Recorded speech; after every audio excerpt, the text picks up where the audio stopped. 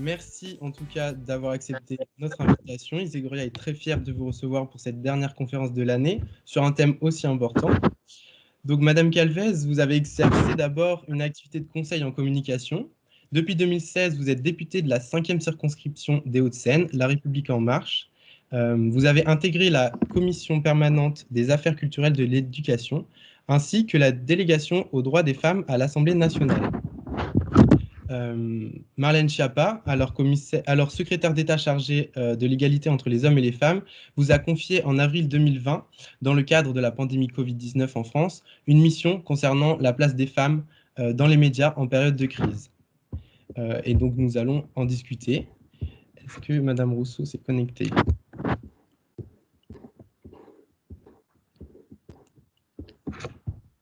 Non, toujours pas.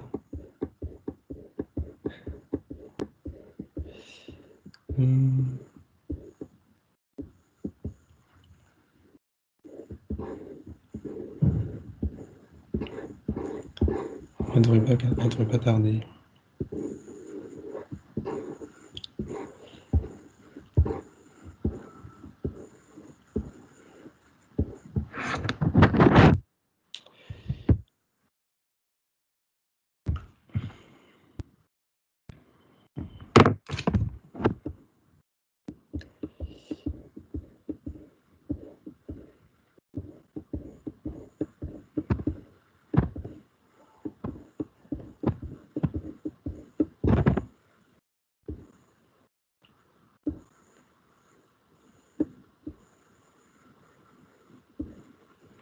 Je ne la vois pas dans la liste.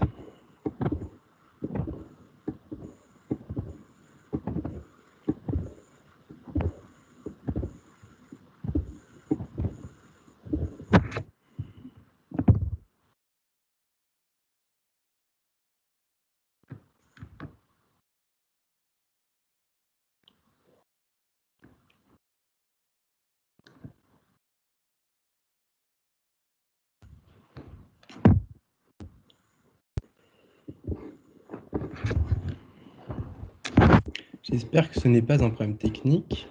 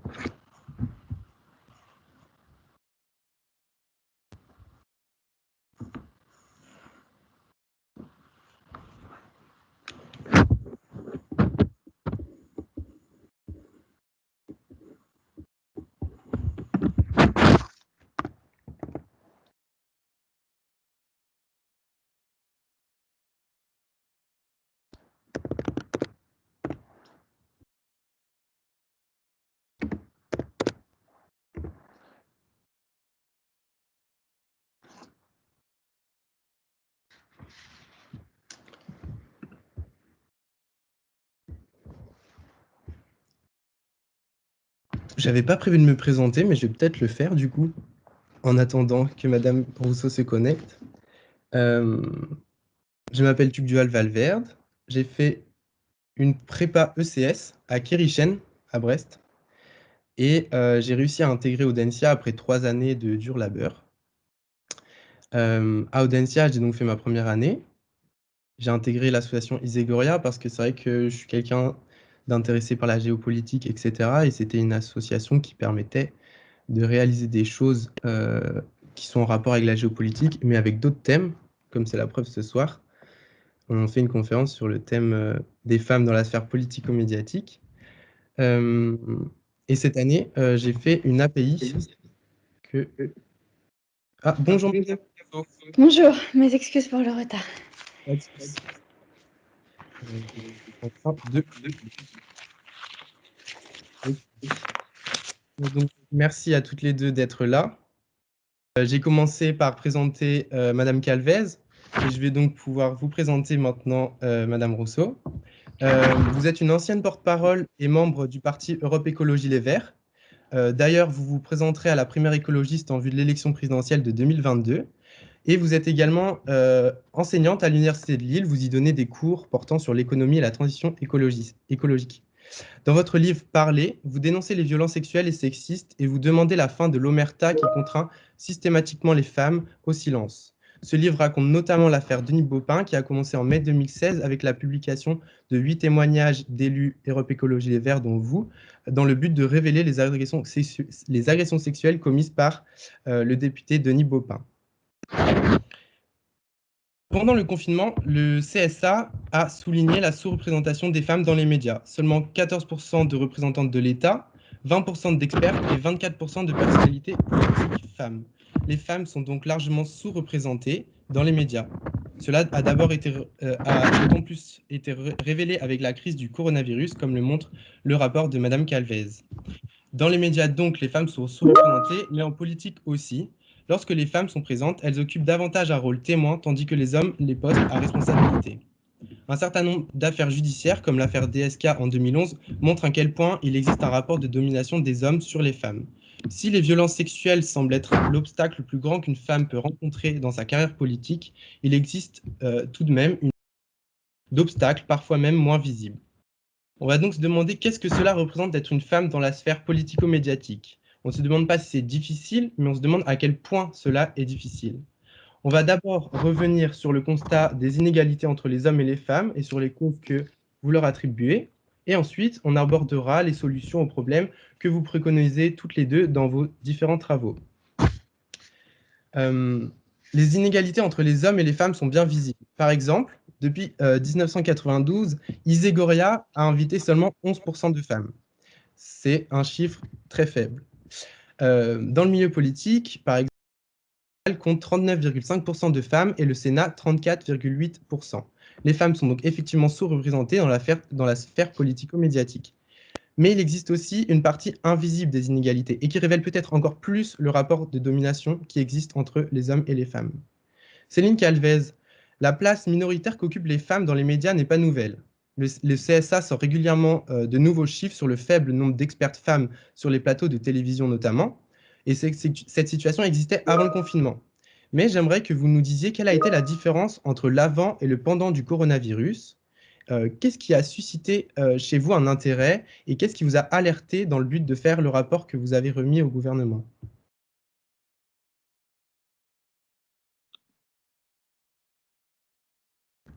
On ne vous entend pas. Voilà, là, ça devrait être bon. Donc, rebonsoir, merci Tuduel. Alors, cette mission, elle m'a été confiée suite à la grande émotion qui avait suscité la une du Parisien le 5 avril. Pour ceux et celles qui s'en souviennent, il s'agissait de 4 visages d'experts, uniquement masculins, qui racontaient le monde d'après. Et tout cela, c'était la goutte qui faisait déborder le vase de nombreux plateaux télé ou couvertures qui ne montraient que des hommes. Et donc, à un moment, est-ce que cette émotion, elle était provoquée par une réelle disparition des femmes, ou est-ce que on était quand même dans une situation qui nous a fait perdre beaucoup de repères, ou est-ce que c'était dû à cette émotion, on était en plein confinement. Donc, il fallait pour cela disposer de chiffres pour pouvoir objectiver la façon dont les femmes étaient représentées aujourd'hui dans les médias. Alors, vous l'avez souligné, depuis 5 ans, le CSA, pour la partie des médias audiovisuels, fait un baromètre annuel. Or, ce baromètre annuel, son nom l'indique, c'est annuel. Ça veut dire que nous n'avions pas de suivi particulier sur l'évolution de la situation dans les semaines de crise. Et effectivement, ces semaines de crise ont creusé les écarts. Pourquoi ? Alors, on peut déjà souligner que la crise sanitaire, elle était profondément inédite et elle faisait appel à des expertises scientifiques. Et pour avoir travaillé en 2018 sur la place des femmes dans les sciences, je peux vous dire que c'est un secteur pour lequel l'expertise des femmes, si elle est présente, elle n'est pas reconnue encore à sa juste valeur. Donc ça accentuait le fait que cette crise soit éminemment sanitaire et éminemment fasse appel aux scientifiques, ça accentuait d'autant plus l'inclinaison que les médias peuvent avoir de toute façon à plutôt solliciter des hommes.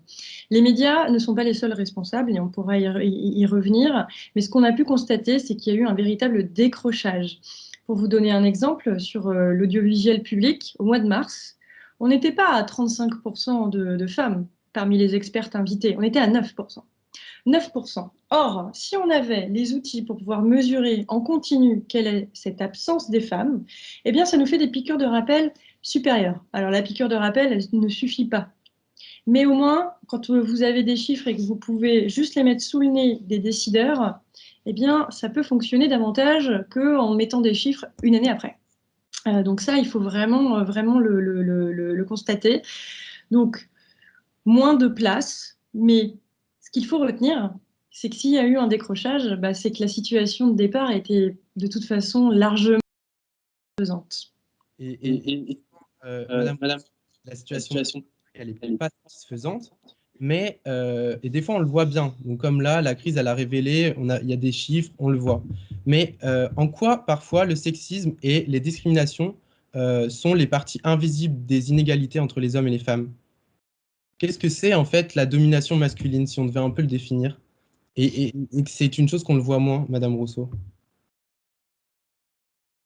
Vous voulez que ce soit moi qui réponde à cette question? Définissez la domination masculine. Vous insistez beaucoup sur le fait que le sexisme n'est pas apparent et je voudrais un peu essayer de comprendre pourquoi. Est-ce qu'on peut dire qu'il existe des inégalités qui sont invisibles? Bien sûr, en politique, il existe énormément d'inégalités qui sont tout à fait invisibles. Mais en fait, elles sont invisibles parce qu'on ne peut pas les voir, mais la réalité, c'est que si on y prête attention, on les voit assez facilement. La première, je vais vous citer comme ça une phrase qui illustre ce sujet, c'est que l'exercice politique en France est très tourné autour de la question du tribun. Donc, il faut être un tribun politique, il faut faire des comment ça s'appelle, les colloques, c'est scientifique, mais les meetings, voilà, où on bouge les bras, on harangue comme ça la foule. Sauf que le féminin de tribun, c'est tribune, et que c'est une table. C'est-à-dire qu'en fait, il n'y a pas de féminin au terme tribun, qui pourtant le tribun est un élément structurant de la vie politique en France. Donc rien que ça renvoie immédiatement les femmes à une situation d'intruse dans le monde politique qui se révèle de plein de manières différentes. Donc après, je ne sais pas comment vous voulez que je détaille ces manières-là, mais peut-être qu'on peut continuer sur la question. Oui, il montre bien ça, que parfois, voilà, il y a des termes qui ne sont même pas présents dans la langue française qui collent aux femmes. Et Madame Rousseau, Madame Calvez, dans votre rapport, vous expliquez que le média qui triomphe, c'est la télévision. Mais dans quelle mesure, vous donnez des chiffres, avec un passage de 30 par jour en moyenne à 4h30 par jour dans les foyers, mais en quoi la télévision peut être un média qui est hostile aux femmes?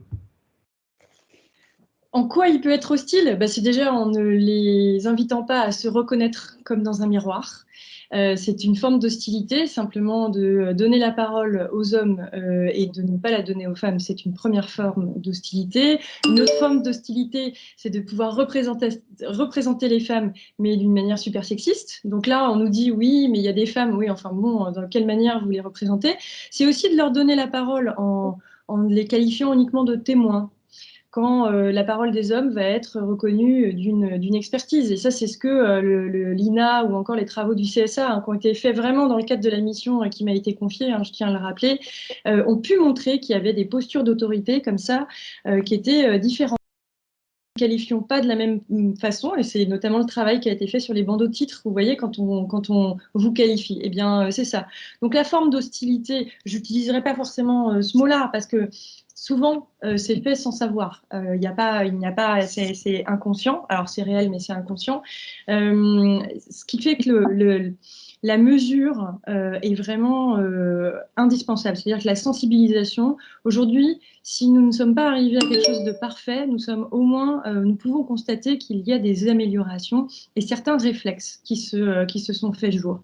Donc, ça veut dire qu'à partir du moment où on a de la sensibilisation, de la formation, on peut espérer. Sauf que, et parce que ce serait de vivre dans un monde bien irréel que de se concentrer là-dessus, il faut qu'on aille plus loin. C'est pour ça que dans le cadre de mon rapport, j'ai précisé aussi que nous devions aller voir comment le financement des médias pouvait aussi être impacté et exigeait d'avoir une meilleure représentation de l'égalité.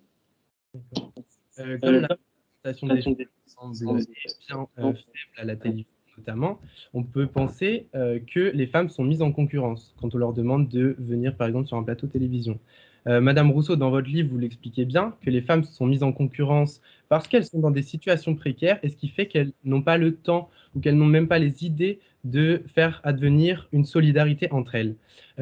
Quels sont les obstacles qui sont rencontrés par les femmes en politique et pas par les hommes? Alors, il y a 3 choses essentiellement. La première, c'est la position d'intruse dont je parlais tout à l'heure, c'est-à-dire qu'on renvoie toujours les femmes au fait que ce sont des objets politiques un peu non identifiés. Donc, par exemple, la voix des femmes politiques est très souvent raillée, ou on se moque beaucoup de leur manière de parler, ce qui est une manière de dire qu'en fait, elles n'ont pas voix au chapitre, au sens propre du terme, au sens premier du terme. Évidemment, leurs vêtements, qui sont quand même sujets de discussion, alors peut-être un peu moins ces derniers temps, mais qui ont quand même été ultra commentés dans l'histoire politique. Et d'ailleurs, quel que soit le vêtement. C'est-à-dire que Michèle Alliot-Marie, par exemple, qui a mis un pantalon en 1974 dans l'Assemblée nationale pour rentrer dans l'Assemblée nationale alors que c'était interdit pour les femmes de porter un pantalon. Et donc, on lui a interdit l'entrée de l'Assemblée nationale. Et puis, on a vu 20 ans plus tard, ou même 40 ans plus tard, que Cécile Duflot, qui rentrait avec une robe, eh bien, était elle aussi moquée pour cette robe. Et donc, en fait, que ce soit une robe ou un pantalon, en fait, la question n'est pas le vêtement, mais le fait que ce vêtement renvoie à un corps de femme, et que ce corps de femme est intrus ou n'est pas accepté, ou du moins bien accepté dans l'Assemblée nationale. Et puis, évidemment, il y a aussi toute la pratique politique. Quand vous regardez les hommes politiques, alors ça bouge un peu, mais globalement quand même, quand vous regardez les hommes politiques, quand ils se disent bonjour, par exemple, ils sont très rarement, alors avec le Covid, évidemment, maintenant ça nous paraît un peu désuet, mais ils se serrent très rarement la main. En général, ils se serrent la main et ils passent la main derrière leurs épaules. En fait, ils font des accolades. Bon, et tout cela, ce sont des gestes qui sont en fait des gestes de milieu d'homme, de vestiaire en quelque sorte. Et si vous mettez une femme là-dedans, ça devient très compliqué. C'est-à-dire, comment vous lui dites bonjour si vous ne pouvez pas faire ces espèces de franches accolades amicales, et comment vous pouvez lui témoigner votre amitié? Et donc, immédiatement, en fait, la place de la femme dans ces débats-là, par les codes qui sont les codes de la politique, renvoie immédiatement à une position d'objet politique non identifié. Ce qui est quand même un problème, parce que le droit de vote depuis 1945, normalement, nous aurions dû avoir 52% de présidentes, 52% de premières ministres, 52% de ministres dans tous les gouvernements. Et vous voyez bien que dans ces 3 exemples-là, vous mesurez quand même l'ampleur de la discrimination qu'il y a à l'endroit des femmes. Tout à fait. Je voudrais revenir sur quelques événements. En 2014, Polanski reçoit le César du meilleur réalisateur. Rien ne se passe dans la salle du théâtre. En 2020, il reçoit à nouveau un César du meilleur réalisateur pour J'accuse. Cette fois, Adèle Haenel quitte la salle, et cette affaire fait un peu de bruit dans les médias. Est-ce que les choses ont changé? Est-ce que les injustices sont plus visibles aujourd'hui, et que du coup, on laisse moins passer ce genre d'injustice? Qui est-ce qui peut répondre? Je veux bien m'exprimer là-dessus, parce que effectivement, on voit en quelques années un changement d'attitude. Qu'est-ce qui s'est passé entre les deux? Il y a eu le mouvement MeToo. Le mouvement MeToo a profondément changé et libéré la parole. Et ça, c'est très précieux que ça puisse l'être un peu tardivement dans le milieu du cinéma. Ça laisse penser beaucoup de choses sur le milieu du cinéma. Mais effectivement, le réveil du monde du cinéma français a été plus tardif que d'autres milieux. D'autres, peut-être, ne sont pas encore assez ouverts à cette libération de la parole. Mais il y a eu une véritable prise de conscience, et aujourd'hui, une presque impossibilité pour les hommes qui pouvaient en rigoler de pouvoir manifester ce genre de propos. il y a quand même un revers de la médaille, c'est que certains aussi s'organisent en disant qu'ils sont maltraités, menacés, et que donc il y a un effet un peu backlash, j'utiliserais ça en dénonciation d'un féminisme qui irait trop loin, etc., etc. Mais le mouvement MeToo a profondément changé les choses. Et c'est arrivé au même moment où, voilà, où on avait une plus grande partie de femmes en politique, même si tous les degrés de la politique ne sont pas encore à ce niveau-là. Mais ça me permet juste de rebondir sur les propos de Sandrine Rousseau. C'est vrai que moi, je ne me suis pas rendu compte de la différence entre les femmes et les hommes en arrivant à l'Assemblée nationale. Mais par contre, je m'en suis rendu compte ailleurs. À l'Assemblée nationale, je suis dans un groupe où on a quasiment 50% de femmes. Dans l'hémicycle, je vois autant de femmes que d'hommes, etc. Sauf que dans d'autres sphères politiques, là, j'ai complètement vu ce que Sandrine Rousseau, enfin, ce que vous pouviez dire, c'est-à-dire que nous nous retrouvons dans un cercle que d'hommes. C'est-à-dire que dans les assemblées avec des élus locaux, par exemple, on se retrouve qu'avec des hommes. Et c'est vrai que c'est presque choquant. On peut ressentir ce que pouvait ressentir Simone Veil quand elle parlait d'IVG devant une assemblée d'hommes.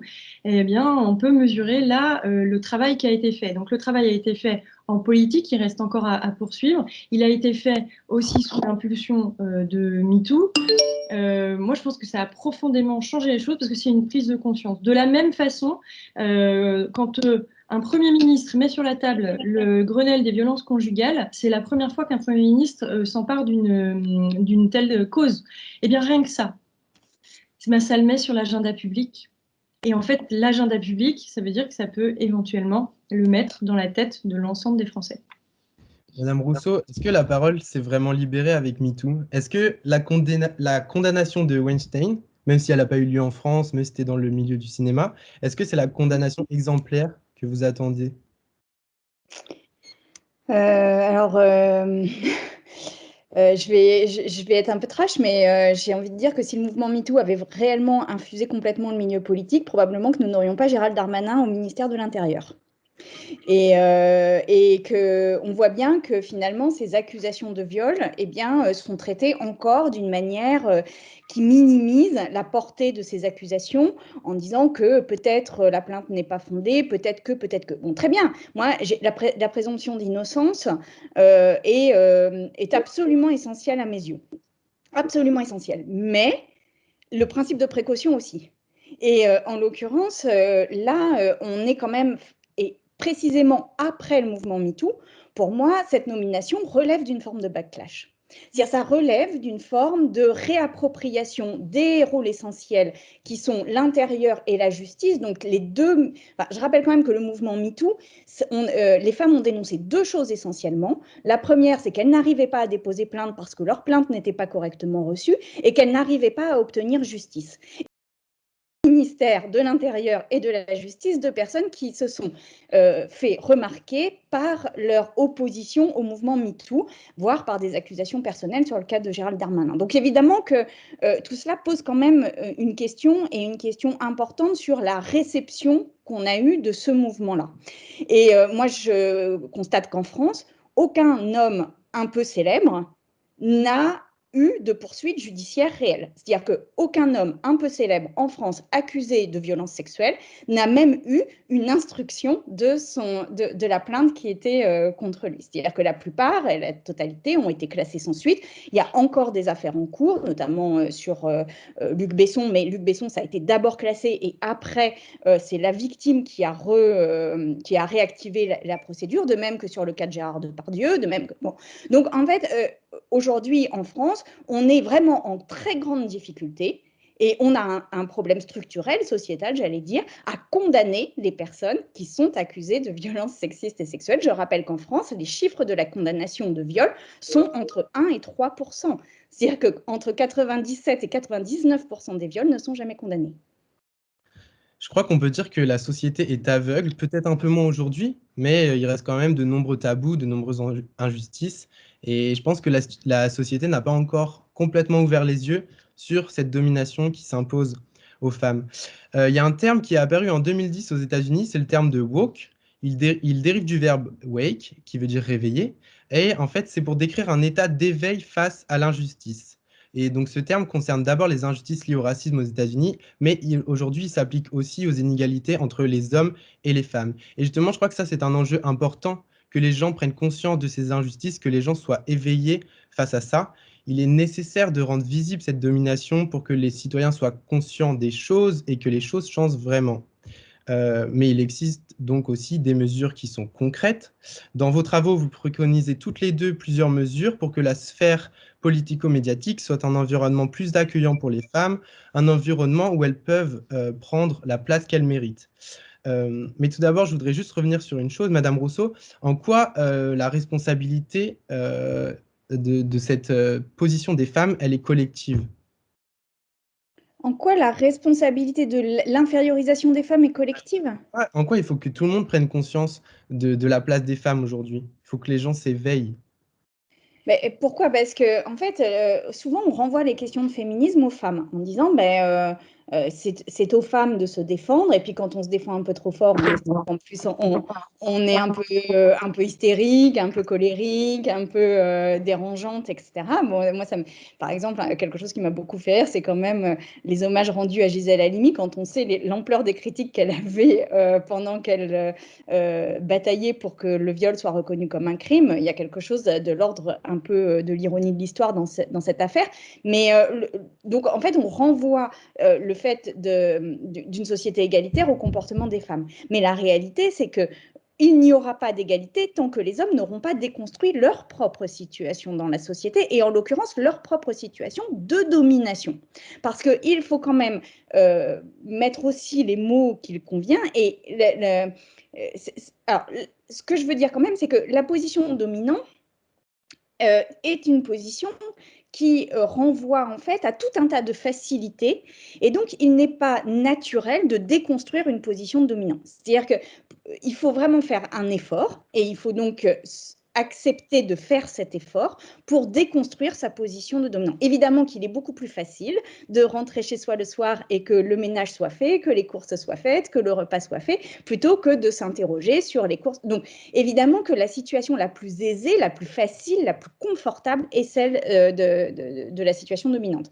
Donc quand je dis ça, ça ne veut pas dire que chaque homme est dominant. Ça veut dire que appartenir à la catégorie des hommes rend dominant. Voilà. Et ça, ça nécessite un parcours personnel, mais ça nécessite aussi d'avoir un respect pour la parole des femmes en l'occurrence, c'est-à-dire de celles qui dénoncent les inégalités, et de ne pas tout de suite tourner en ridicule, mais de s'interroger sur pourquoi ces dénonciations de situations de sexisme, de discrimination sont faites, pour pouvoir déconstruire soi-même sa position et du coup aller vers plus d'égalité. Tout cela pour dire que nous n'arriverons pas à une société d'égalité si les hommes ne s'y mettent pas, et pour que les hommes s'y mettent, eh bien, il faut qu'ils soient dérangés dans leur position de domination, et donc pour cela, eh bien, ça nécessite quand même qu'on se mette en mouvement, nous les femmes, pour bouger un petit peu la société. Justement, dans votre rapport, Madame Calvez, vous faites un certain nombre de préconisations pour lutter contre l'invisibilité des femmes dans les médias. Le comptage et l'évaluation font l'objet d'une grande partie de vos préconisations, mais est-ce qu'on ne compte pas déjà, notamment avec le Conseil d'audiovisuel, et surtout, est-ce que compter davantage, ça peut changer les choses? Vous expliquez que les méthodes de comptage et les compteurs eux-mêmes doivent être réévalués. Est-ce que vous pouvez nous en dire un peu plus? Oui, je vais vous en dire volontiers un peu plus, mais je vais quand même prendre l'occasion de rebondir sur la responsabilité collective et ce que pointait Sandrine Rousseau. C'est difficile de déconstruire quelque chose qui n'est pas conscient. Un homme n'a pas forcément conscience qu'il a pu bénéficier comme ça de privilèges là où les femmes ont connu des obstacles. Je vais vous donner un exemple que j'emprunte à Isabelle Collet, qui enseigne à Lausanne et la théorie du genre notamment dans l'informatique. Quand elle commençait son année, en recevant, imaginons, 100 élèves dans son cours, il y avait 90 garçons et 10 filles.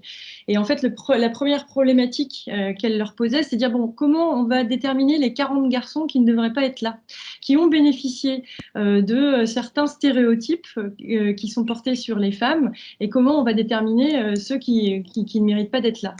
une façon justement de faire prendre conscience à ces hommes-là qu'ils ont pu bénéficier de ça. Donc il faut vraiment pouvoir le faire. Moi je trouvais que cet exemple était bon. Et pour le faire, il faut prendre dès le début, dès le plus jeune âge. Moi j'ai travaillé sur l'influence des jouets sur la carrière scientifique des femmes. Si on est déjà en train de jouer dans un jouet qui vous projette à passer l'aspirateur, être jolie, voilà, et qu'on ne vous invite pas à prendre votre pied avec des jeux scientifiques, eh bien jamais vous allez après pouvoir le faire. Donc il faut pouvoir le faire dès tout petit et surtout aussi donner la possibilité aux jeunes garçons d'explorer d'autres choses. Donc il y a eu des progrès de fait, mais on tombe quand même sur des stéréotypes encore qui sont à garder vraiment à l'esprit. Mais pour en revenir, pardon ? Dans des livres pour enfants aussi, par exemple. Dans les livres, même les manuels scolaires, enfin les catalogues. Alors là-dessus, il y a quand même une initiative à saluer, c'est celle d'Agnès Pannier-Runacher avec la charte pour la représentation mixte des jouets, qui était issue justement, elle avait pris une des recommandations de notre rapport pour la délégation aux droits des femmes de 2018. Et là, plutôt que de légiférer et d'attendre que ça se passe pendant des années, ce qu'elle a mis autour de la table, c'est les fabricants, les distributeurs de jouets. Moi, j'ai fait rajouter les acteurs de la publicité parce que dans les catalogues, c'est quand même terrible. Et donc là, c'est vraiment de pouvoir veiller à ce qu'il y ait vraiment moins de véhicules de stéréotypes. Mais pour en revenir, et j'y viens, sur la nécessité de compter et de réévaluer la façon dont on compte, oui, il faut le faire. Comme je le disais précédemment, il faut que l'on compte peut-être plus souvent. Il faut que l'on compte d'autres choses. Aujourd'hui, vous pourriez simplement vous dire, bon, je regarde qui est invité sur un plateau et puis il y a autant de femmes que d'hommes, donc tout va bien. Je vous ai dit un peu plus tôt qu'il faut regarder aussi quel est le niveau d'expertise que l'on prête d'entrée de jeu à la personne. Il faut aussi regarder, et ça, Lina a vraiment travaillé à ce sujet, c'est le temps de parole. Si vous êtes sur un plateau télé, mais que finalement vous parlez 2 minutes, même si vous dites des trucs super importants, ça veut dire qu'on ne vous a pas non plus laissé autant de temps que d'autres, ou en tout cas bref, vous ne l'avez pas eu. Donc il faut que ça soit plus souvent, en continu, voilà, c'est ce que la crise a montré, c'est que ce n'est sans doute pas fait assez souvent. Plus souvent, sur des critères plus qualitatifs, et que l'on puisse soulager le comptage. Parce que ça peut vite devenir rébarbatif, et ça je le sais pour avoir beaucoup discuté avec les médias qui sont chargés de faire remonter leurs chiffres au CSA. Ce n'est pas le CSA qui directement contrôle les chiffres, c'est les médias qui font remonter. C'est assez lourd. Eh bien, il existe aujourd'hui technologique pour essayer de le faire de manière continue et que ce soit pas si lourd. Je pense que tout le monde y gagnera. Ça, c'est vraiment pour l'audiovisuel, il faut reconnaître qu'il y a le CSA et ça, c'est très bien. Mais dans la presse écrite, on en est encore très, très loin. Moi, je sais que dans tous les auditions, j'en ai fait 80 entre avril et septembre, les auditions avec la presse écrite, nous sommes très loin même dans l'idée de compter. Là où la presse, l'audiovisuel a été forcé de compter avec le CSA comme régulateur, la presse écrite, si certains se sont dotés d'outils, je pense au journal Le Temps, je pense à Ouest France, qui ne sont pas des petits journaux pour le coup. Ouest France, on connaît bien du côté de Nantes. Ils s'en sont dotés, mais ils sont encore très très rares. Derrière cette non-envie de compter est brandie à chaque fois la liberté de la presse. Je leur dis, mais je ne vous fixe même pas d'objectif. Je vous dis simplement de compter le nombre de contributeurs et de contributrices que vous pouvez avoir. Le nombre de fois où vous pouvez compter, vous citez une femme ou un homme. Ah non, c'est contre la liberté de la presse. Et donc ça, on est toujours en train de comparer deux principes qui sont éminemment importants. L'égalité entre les femmes et les hommes et la liberté de la presse. Elles sont précieuses toutes les deux et je ne vois pas en quoi elles seraient incompatibles. Bien sûr. L'enjeu, c'est bien que les discriminations cessent et que les femmes occupent des postes à responsabilité. Madame Rousseau, pourquoi est-ce qu'il est important d'avoir une large représentation des femmes dans les médias et dans les instances démocratiques? Est-ce que c'est un enjeu central pour le parti Europe Écologie Les Verts? Et ça pose aussi la question de la parité des femmes et des hommes en politique.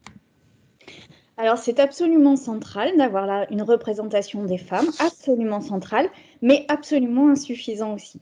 C'est-à-dire que, et je vais prendre l'exemple du Parti Europe Écologie Les Verts pour expliquer la chose, c'est que le Parti Europe Écologie Les Verts a depuis très longtemps une tradition d'égalité, c'est-à-dire qu'il y a systématiquement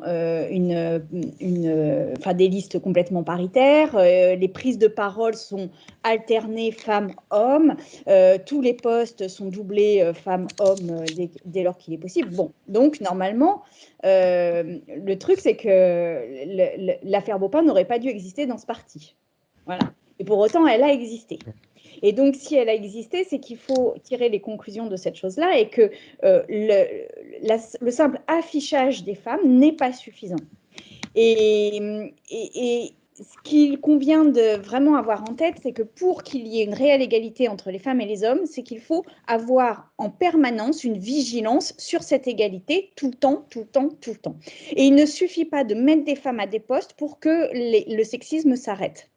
Alors, bon, l'affaire Baupin dans le Parti Europe Écologie Les Verts, on peut le voir de deux manières. On peut le voir comme je l'ai dit, c'est quand même incroyable que ça ait été dans ce parti-là qu'il y ait eu cette affaire-là. On peut aussi le voir d'une autre manière en disant que finalement, il n'y a que de ce parti qui est aujourd'hui sorti de violences sexistes et sexuelles. Or, dans tous les partis, il y a des affaires où il y a des violences sexistes et sexuelles. Dans tous. Il n'y en a pas un seul qui est épargné par cette chose-là. Et évidemment que si ça sort de ce parti-là, c'est aussi finalement parce qu'il avait laissé la place aux femmes et que le travail n'avait pas été complètement terminé. Donc, ce que je veux dire par là, c'est que, en fait, il y a des mesures qui sont des mesures d'affichage, qui sont des mesures absolument indispensables, mais qui ne sont pas suffisantes, et que la question du sexisme ou la question de la misogynie, parce que, moi, le sexisme, je trouve que ça renvoie pas quand même au fond de cette histoire, qui est qu'il y a un accaparement des postes de pouvoir par les hommes contre les femmes, et que cette misogynie, elle doit être sous surveillance, elle doit être sanctionnée et elle doit faire l'objet de procédures très particulières, exactement de la même manière que le racisme ou d'autres discriminations. Simplement que là, avec 52% de la population, on est dans une ampleur et dans une histoire qui est différente. Madame Calvez, vous souhaitez rebondir ou ajouter quelque chose? Non, je trouve intéressant justement de se demander pourquoi au sein d'un parti qui jouait le jeu de la parité, ça sort. Enfin, je trouve que le point de vue est intéressant de se dire, bon, ça sort pas forcément dans les autres partis, ça veut dire que la chape de plomb, elle est encore plus grande. Personnellement, moi, j'ai pas eu à avoir affaire à des... j'ai eu affaire à des comportements sexistes, on va dire, voilà, mais... pas de harcèlement. Et quand je dis ça, je parle du monde politique et du monde économique dans lequel aussi j'évoluais avant. Hein. Mais pour rebondir sur la nécessité d'une vigilance permanente, comme disait notre invité aussi, ça veut dire qu'il ne faut rien laisser passer. C'est-à-dire qu'effectivement, la remarque sexiste au cours d'une réunion avec vos clients, si vous adoptez l'attitude du « allez, on rigole parce que je ne veux pas le froisser », ben, il recommencera. Puis il recommencera et en fait, c'est pour ça qu'il ne faut rien laisser passer. Moi, par contre, là, oui, je sais que j'ai des collègues qui sortent des choses parfois, on leur dit non, ça n'a rien à voir, mais il ne faut pas laisser passer en fait. Parce qu'au tournant, le rire complice, il peut être complice de bien plus loin en fait. Des choses qui vont aller bien plus loin. Donc, il faut vraiment pouvoir le faire. Ce n'est pas forcément facile. J'ai la chance quand même, au sein de la délégation aux droits des femmes, d'avoir aussi des collègues sur lesquels on peut se compter. Et alors, c'est des collègues femmes, mais c'est aussi des collègues hommes. Donc, ça, c'est très important. On peut regretter une chose, c'est que la délégation aux droits des femmes ne soit pas paritaire. Bon, je pense qu'il faudrait davantage d'hommes et que ça soit paritaire dans cette délégation qui pourrait être non plus seulement la délégation aux droits des femmes, mais une délégation à l'égalité. Je pense que ça pourrait être aussi une autre façon de positionner son action. Et justement, dans votre rapport, vous parlez de partager et de valoriser les bonnes pratiques. Est-ce que vous pouvez nous donner des exemples? Et est-ce que vous pensez que la méthode des quotas en est une? On va discuter un peu de cette question des quotas, parce que c'est vrai que c'est une question qui est sujet à débat.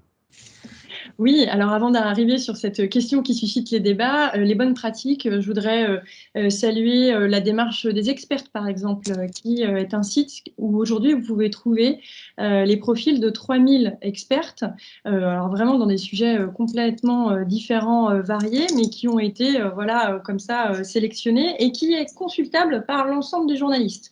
Donc voilà, nous on avait fait une proposition dans une de nos 26 propositions, c'était de faire que ce site soit financé, parce qu'on arrivait à la fin de son financement, et je crois que ça a pu contribuer à ce que le site aujourd'hui puisse continuer à vivre. On en saura un petit peu plus bientôt.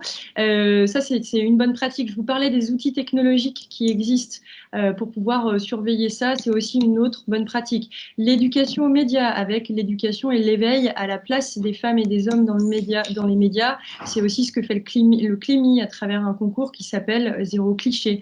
On a comme ça aussi des bonnes pratiques qui ne sont pas uniquement sur le contenu, mais qui peuvent être aussi sur la façon dont va se dérouler une conférence de rédaction. Sandrine Rousseau le disait, déjà c'est important d'avoir déjà voix au chapitre, mais sauf qu'il faut pouvoir réguler la façon dont ça va s'exprimer. Et aujourd'hui, vous avez des vigies qui, lors des conférences de rédaction, se concentrent sur la façon dont la parole va bien être répartie entre les hommes et les femmes. Enfin voilà, il y a aussi ces bonnes pratiques. Il y en a plusieurs, il faut que les médias s'en saisissent, mais ça ne dépend pas que des médias. Il y a aussi des pratiques qui doivent être à la main des organismes politiques, des organismes économiques. Quand vous envoyez un porte-parole, eh bien, n'envoyez pas forcément la personne la plus gradée. Envoyez la porte-parole aussi qui va pouvoir donner parfois plus clairement son expertise. Et du coup, ça ne dépend pas que des médias, ça ne dépend pas que des femmes, ça dépend aussi de chacun de nous. Plus on sera en termes de spectateurs, lecteurs, une vigie et qu'on saura le montrer aux médias, plus ils seront beaucoup, beaucoup plus attentifs à pouvoir le faire. Et alors, sur la question des quotas, alors, quand vous dites quotas, les gens ont l'impression que ça va être immédiat, que c'est forcément 50%. En fait, non. Les quotas, c'est un objectif. Vous pouvez avoir un objectif comme celui de la loi Copé-Zimmermann en disant dans les conseils d'administration, je fixe 40% de part féminine parmi les membres de ce conseil d'administration. Je ne demande pas qu'il se fasse du jour au lendemain. C'est un quota. Vous pouvez, en parité, l'instaurer à 50% et puis exiger que voilà, vous puissiez construire des listes, etc. Mais par contre, vous ne contrôlez pas tout, puisque à un moment, et si je parle de ce qui concerne les députés, les 577 circonscriptions, pour un parti, il va donner les circos perdantes aux femmes, et puis comme ça, il aura quand même fait ses obligations. Il y a vraiment des choses qui sont... Les quotas, moi, j'y crois. Je n'y ai pas cru toute ma vie. Moi, je me suis intéressée aux quotas plutôt dans tout ce qui était discrimination positive dans les milieux étudiants aux États-Unis, et c'était quelque chose pour lequel voilà, j'étais assez dubitative. Mais mon expérience politique m'a fait vraiment considérer que c'était une des manières d'y aller. Il ne faut pas considérer ça comme ce serait une obligation morale. Et là, je reviens à ce que je disais un peu plus tôt, c'est que c'est pour compenser tous les obstacles qui se sont faits dans la société depuis le plus jeune âge des femmes. Et donc, pour compenser, eh ben, on fait ce coup de pouce qui est juste pour récupérer une balance. Et après, le rêve de tout quota, enfin, quand on pose des quotas, c'est qu'ils disparaissent, qu'on n'ait plus besoin. Et à un moment, il faut passer par là. Ça peut juste servir à rééquilibrer la balance, peut-être. Madame Rousseau, qu'est-ce que vous en pensez, vous, des quotas? Les quotas, aujourd'hui, le seul endroit où on a des quotas, c'est la politique. Et si on fait le bilan de ces quotas, on peut se dire qu'à la fois, ça a fait quand même progresser la place des femmes dans le monde politique, indéniablement. C'est-à-dire qu'il y a plus de femmes qui occupent des postes dans la politique depuis ces quotas-là. Mais manifestement, ça n'est pas suffisant puisque 16% des maires sont des femmes, qu'à l'Assemblée nationale, on est encore en dessous des 50%, de mémoire, on est à 36% de femmes, ce qui est évidemment un record, mais ce qui est quand même extrêmement faible en regard de la proportion de femmes dans la société.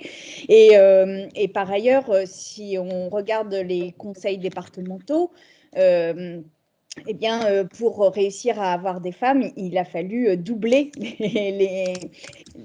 enfin, faire des binômes obligatoirement hommes-femmes pour réussir à placer des femmes.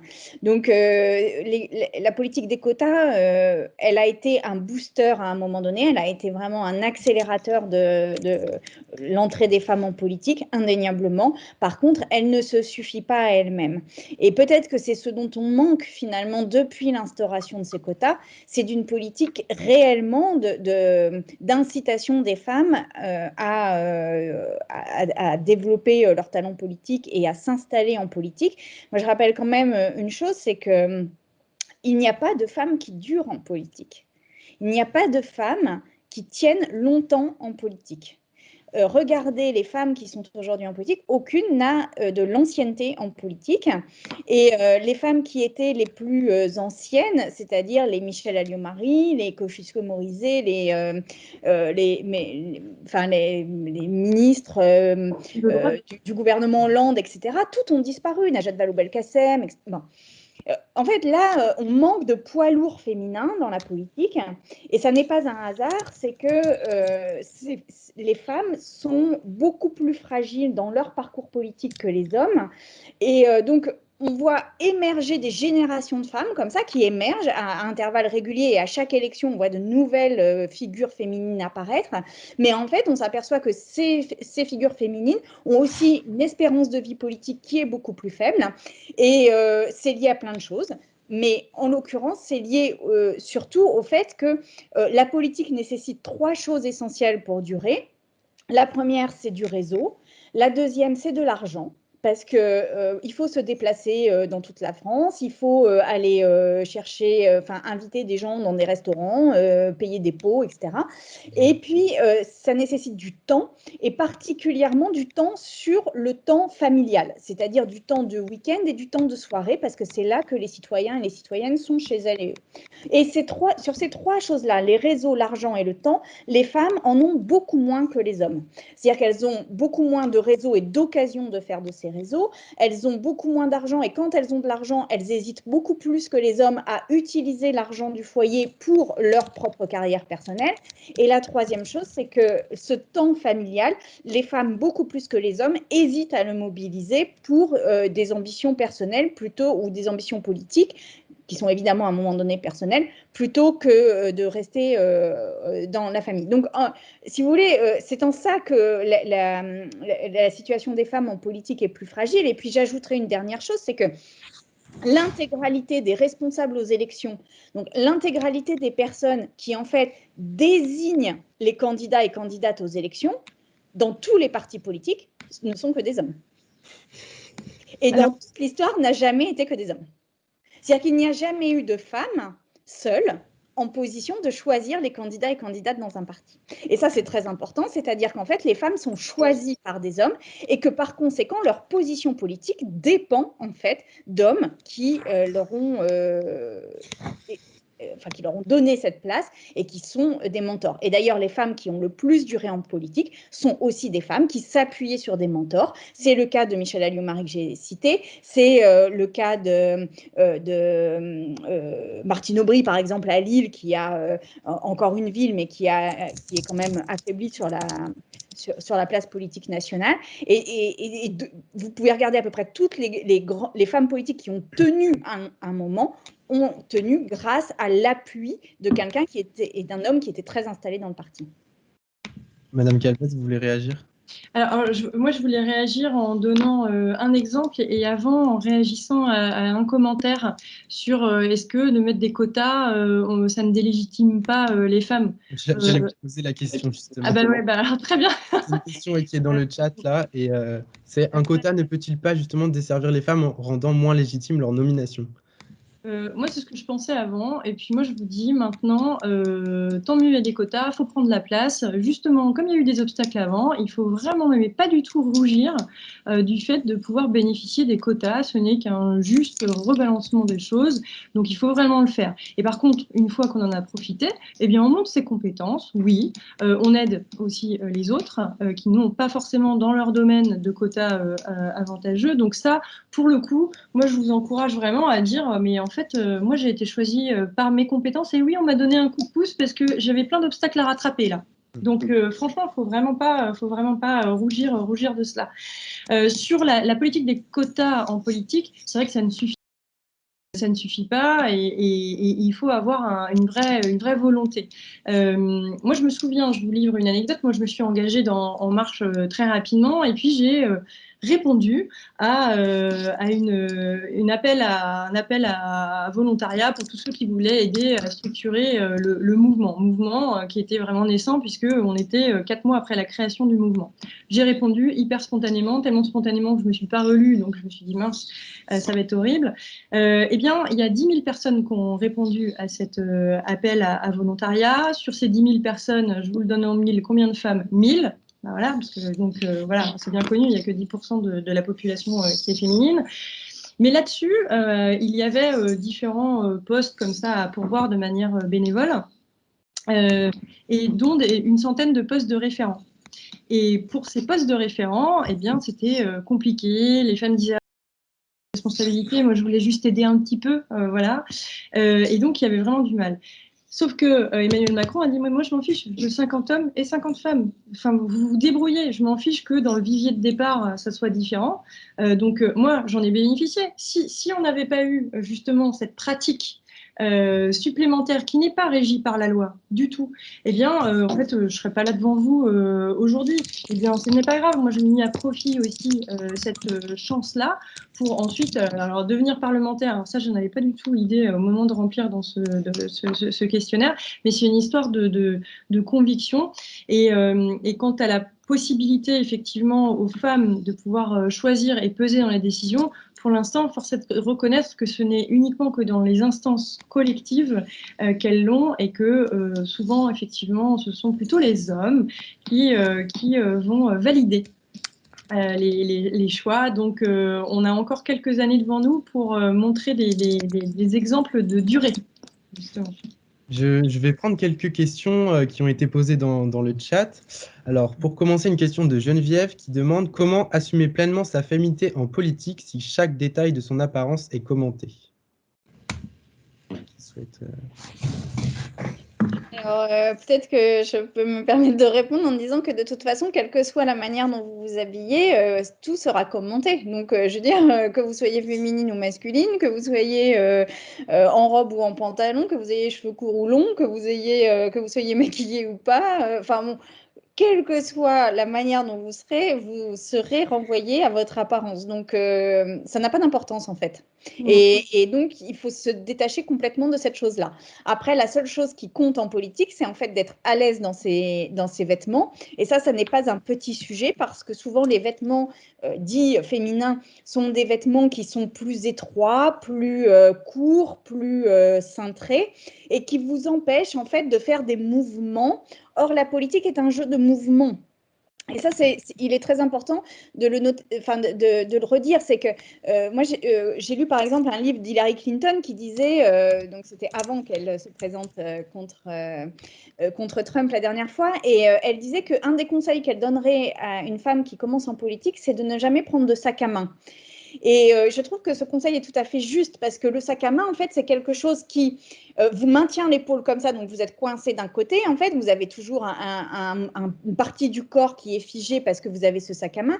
Et puis quand il s'agit d'aller faire des campagnes électorales et que donc vous allez devoir, par exemple, vous pencher vers un enfant ou vous pencher vers une personne qui est assise pour lui dire bonjour, etc., eh bien, vous allez lui mettre le sac à main au mieux dans les genoux, au pire dans la figure, et évidemment, tout cela ne confortera pas votre image auprès de cette personne. Donc, le vêtement, en fait, la seule question que vous devez vous poser, c'est est-ce que vous vous trouvez bien dans ce vêtement? C'est-à-dire, est-ce que vous êtes à l'aise dans ce vêtement? Et est-ce que c'est le vêtement que vous portez? Après, moi, j'aime beaucoup cette phrase de Freud. Il y a une mère qui venait le voir alors qu'elle était enceinte, enfin elle était enceinte d'un enfant et puis elle venait le voir avant d'accoucher en disant mais dites-moi comment il faut que je l'élève, j'élève cet enfant parce que j'ai très peur de rater son éducation, etc. Et Freud lui a répondu faites comme vous voulez, de toute façon ce sera mal. Et moi j'adore cette phrase et c'est une phrase que je me répète mais de très nombreuses fois parce que finalement ne culpabilisez pas, de toute façon on vous renverra le fait que c'est mal, mais peu importe, dès lors que vous avez fait une campagne, ben, vous aurez marqué des points et la prochaine campagne vous en marquerez encore plus et comme ça, c'est comme ça qu'on conforte la place des femmes. Et moi je vais vous dire, depuis que je me suis présentée et que j'ai annoncé que j'étais candidate à la primaire des écologistes, eh bien de nouveau et alors même que je porte quand même une histoire de sexisme, eh bien immédiatement les premières réactions, le premier réflexe du corps et de mon propre parti a été de me renvoyer à une position de femme, à une position de spécialisation sur les questions féminines, alors que je suis quand même économiste de l'environnement, chercheuse depuis 20 ans, mais tout ça n'a pas d'importance par rapport au combat que je mène sur l'égalité femmes-hommes à leurs yeux, et surtout que ce combat-là n'est pas considéré comme un combat universel. Et donc, voilà, cependant, j'y vais.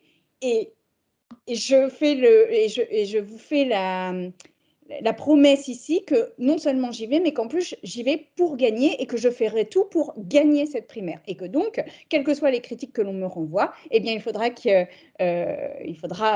mes adversaires, à un moment donné, justifient de leurs critiques pour expliquer la pertinence de celle-ci. Je ne suis pas sûre que sur le féminisme, ils y arrivent facilement. Clara demande, quel est votre avis sur l'écriture inclusive? Est-ce qu'on devrait apporter des modifications à la langue française? Ouais, alors, déjà, il faut s'accorder sur ce qu'est l'écriture inclusive. Et souvent, elle a été résumée à l'utilisation du point médian, alors que l'écriture inclusive, c'est de saluer toutes celles et tous ceux, par exemple. C'est aussi une écriture inclusive, c'est de prendre le temps d'énoncer ou d'écrire qu'il peut y avoir ceux et qu'il peut y avoir celles. C'est une façon de le faire.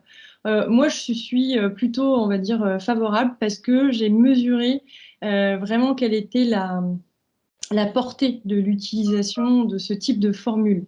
On se reconnaît plus, donc je l'utilise. Le point médian, bon, je suis un peu plus réservée, mais quand même assez favorable. Je l'utilise de temps en temps, ce qui fait pousser parfois des cris d'orfraie de certains de mes collègues. Je trouve que c'est vraiment... Enfin, moi, j'aime bien la langue française, mais la langue française, elle est d'autant plus aimable quand elle évolue aussi. Tout à fait. Est-ce que vous avez une réaction quant au retard de Marlène Schiappa à l'Assemblée nationale vendredi dernier? Est-ce que vous avez vu cette séquence? Elle a eu 6 minutes de retard et elle a été, on lui a grandement reproché ce retard. Or, il se trouve qu'en fait, elle avait un enfant qui était malade. Et donc, elle s'est un peu élevée contre ça. Et ça montre bien ça, que les femmes, oui, elles ont une vie familiale à gérer et parfois plus que les hommes. Bah, sur le retard en lui-même, c'est toujours très peu apprécié puisque de votre venue au banc quand vous êtes membre du gouvernement dépend quand même le début des travaux, donc on vous attend. Moi, j'ai trouvé que sa réaction était très très bien parce que justement, elle aurait pu simplement s'excuser. Ben non, elle a pris justement le temps d'exposer quelles étaient les raisons de son retard et là, je pense que c'était plutôt sain de le faire. Après, on est censé être à l'heure. C'est sûr. Et je vais prendre une dernière question. Comment ne pas être intimidé devant une assemblée essentiellement constituée d'hommes? Ah, mais il y a plein de techniques pour ça. Il y a plein de techniques. Vous les imaginez en maillot de bain, vous les imaginez avec des bouées canards autour de la taille, vous les imaginez l'été sur la plage. Enfin, vous les imaginez de plein de manières, peu importe. Mais en fait, il n'y a surtout pas. Enfin, le truc, c'est que vous êtes intimidé parce que vous avez peur de leur jugement et sans doute, de manière consciente ou inconsciente, dites-vous que parmi tous les hommes qui sont dans la salle, sans doute beaucoup ont raté plein de prises de parole dans leur vie, énormément, et que eux-mêmes s'en souviennent ou s'en souviennent pas, mais qu'en tous les cas, on n'en fait pas quelque chose, on n'en fait pas un événement qu'un homme puisse rater une prise de parole, alors que pour les femmes, on commente bien davantage les prises de parole en disant est-ce que c'était bien, est-ce que c'était pas bien, etc. Donc voilà, imaginez-les avec des canards, des bouées canards autour de la taille, vous verrez, ça marche très très bien et ça vous détend complètement pour prendre la parole. Madame Calvez, comment est-ce que vous feriez? J'étais en train de me remémorer justement les fois où j'avais dû prendre la parole. En fait, je pense qu'il y a une appréhension parfois et certaines circonstances le demandent davantage, mais je ne pense pas avoir vécu de surstress parce que il y avait des hommes. Voilà. Donc après les techniques, voilà, c'est la prochaine fois peut-être que j'utiliserai la technique de la bouée canard. Ça pourrait être bien. Mais je voulais réagir aussi sur le fait, il y a aussi le degré d'écoute. On commente plus une femme. Moi, je le vois très bien, par exemple, aux séances de questions d'actualité au gouvernement. C'est quand même incroyable le niveau sonore des commentaires quand c'est une femme qui pose une question. C'est bluffant. Et je sais qu'il y avait eu des tentatives de pouvoir mener une recherche comme ça avec des capteurs sonores dans l'hémicycle pour pouvoir justement bien apprécier cette différence. Moi, je me suis fait encore la réflexion il y a 2 semaines. Je trouvais que c'était limite insupportable. Donc, il y a vraiment cette différence. Et ce n'était pas du tout dû au fait que cette femme aurait une voix plus faible que les autres. Non, non, c'est les hommes qui parlaient plus par-dessus. Bon, finalement, je prends une dernière question, une question de Tiffaine qui demande comment vous positionnez-vous suite à la sortie du documentaire sur l'affaire du viol de Nafissatou Diallo par DSK sur Netflix, où on voit que plusieurs personnalités politiques de gauche sont encore ses soutiens. Vous voulez que je réponde? Que puis-je répondre à ça? Dire que c'est ce que je disais, le monde politique n'a pas encore fait sa révolution là-dessus, et je crois qu'on doit se le dire et qu'on doit être vigilante. Et c'est pour ça aussi qu'il faut qu'à mon sens, il est extrêmement important qu'il y ait des femmes et qui revendiquent un féminisme qui se positionne dans la sphère politique et au plus haut niveau et qui déclenche le débat là-dessus, parce qu'il n'est pas possible aujourd'hui que DSK ait encore autant de soutien. Ces soutiens-là participent de ce qu'on appelle la culture du viol, c'est-à-dire d'une minimisation des faits, d'une minimisation de la parole des femmes. Et vraiment, je crois que le temps n'est plus à cela. Le temps est à respecter cette parole et à respecter les femmes et leur corps, et surtout à entendre qu'il y a un sujet et que ce sujet est massif. Enfin, moi, quand j'ai parlé des violences sexuelles que j'ai subies, toutes les femmes que j'ai croisées, mais toutes m'ont dit qu'elles avaient subi à un moment de leur vie quelque chose qui relève du harcèlement sexuel, de l'agression sexuelle ou du viol. Toutes. Alors évidemment qu'il y en a peut-être quelques-unes qui y ont échappé, et j'espère, et tant mieux pour elles, mais si tous les hommes ne sont pas des violeurs, toutes les femmes par contre subissent des violences sexuelles, ou vraiment une immense majorité d'entre elles, et donc ça n'est plus possible. Vraiment, je le dis avec force et tranquillité, et ça fait partie des débats qui devront se poser dans les mois qui viennent, mais ça n'est pas possible de poursuivre là-dessus, ça n'est pas possible de ridiculiser un mouvement d'une ampleur mondiale tel que l'on a eu qui était MeToo, et ça n'est pas possible de tenir aujourd'hui face caméra les propos que l'on entend dans le documentaire DSK. Madame Calvez, vous souhaitez ajouter quelque chose ? Alors, je n'ai pas vu le documentaire, donc je ne sais pas dans quelle mesure ces hommes politiques affichent clairement leur soutien ou pas, donc j'en sais rien, mais j'imagine. Je demande à voir. On a encore du boulot. Non, mais en fait, sous prétexte des amitiés de 30 ans, on passe au-dessus de beaucoup de choses. Très bien. Et on va finir sur ces mots. On a encore du boulot. Merci beaucoup, en tout cas. Merci pour vos réponses. Merci d'avoir donné de votre temps pour faire cette conférence. J'ai beaucoup apprécié ce moment passé avec vous deux. Donc, merci à vous. Je voulais juste montrer le livre Manuel de survie pour les femmes en politique. Ça peut servir s'il y en a quelques-unes qui ont des Il y en a qui demandaient des consignes. Et moi, je vais vous montrer aussi mon rapport sur la place des femmes dans les médias en temps de crise. C'est la minute de la fin. Il est largement accessible en digital, le rapport. Exactement. Je voulais remercier aussi donc, le mandat 2020, avec qui j'ai pu partager une année un peu spéciale, mais très belle. Nous sommes fiers d'avoir organisé 5 conférences cette année, portant sur des thèmes divers, du kitesurf à la place des femmes dans la sphère politico-médiatique. Et donc, notre mandat a découvert le distanciel, et je crois pouvoir dire que c'est une belle réussite, mais j'espère que ça ne va pas durer trop longtemps. Sur ces mots, je vous dis bonne soirée, et à bientôt, je l'espère. Au revoir. Merci beaucoup. Bonne continuation dans le débat. Merci beaucoup. Merci.